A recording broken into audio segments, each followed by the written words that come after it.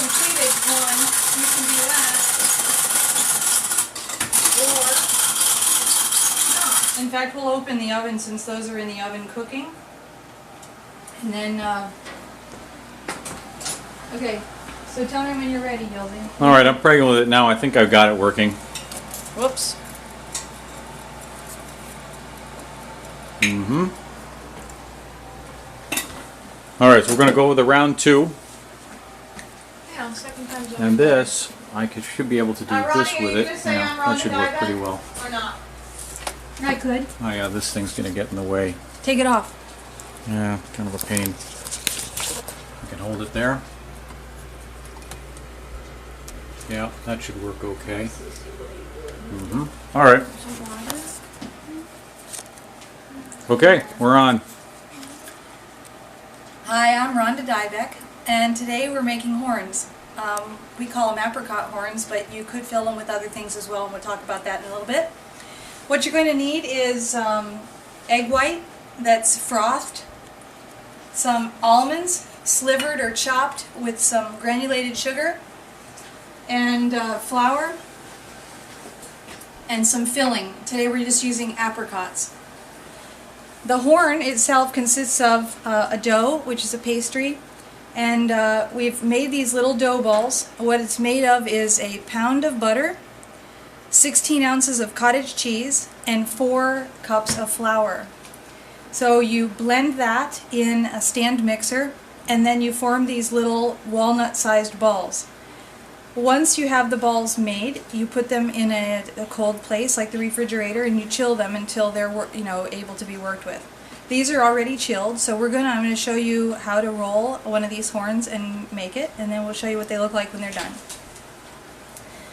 So I have a pastry cloth along with a pastry cloth sleeve for my rolling pin. This is just made out of cotton, and you can buy them at the kitchen store. The pastry cloth and the pastry sleeve are very important for this process so that you don't have it sticking. So you just sprinkle a little bit on there, make it smooth, and then I roll this little ball into kind of a cylinder so that I have a lot of uniformity in my rolling. And we're going to roll this until it gets to be about 5 inches wide by 12 inches long. I'm going to keep rolling. And then every once in a while you may want to flip it over, and you may or may not need more flour. If it starts sticking, you'll know that you'll need more flour. So I do the length first, and then I roll a bit more until I get the shape that I want. And again, we want 5 inches wide by about 12 inches long. And you don't have to be really exact about it. It is pastry, and it is art. The art of baking. Now I'm going to use some apricots. This is just apricots with water. And you could use prunes if you want. You could use some other kind of preserves. And Grandma used to. My grandmother used to make it with lekvar, which is a prune-based filling. And these She used to put sugar in there? Yeah, my grandmother used to add sugar, and I find now that I have a VitaMix that I can just put the dried apricots in. Now you take this, shape it a bit like a crescent with the seam side up. You dip it in your frothed egg whites and in your sugar and almonds. Turn it right side up, and there you have it.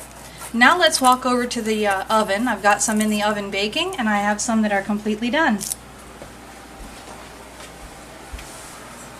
So here's the oven, and these go in the oven at 375 for 25 minutes. You can see those are almost done. And if you look at these right here, these are completed. And they are beautiful. And that's a horn. Okay.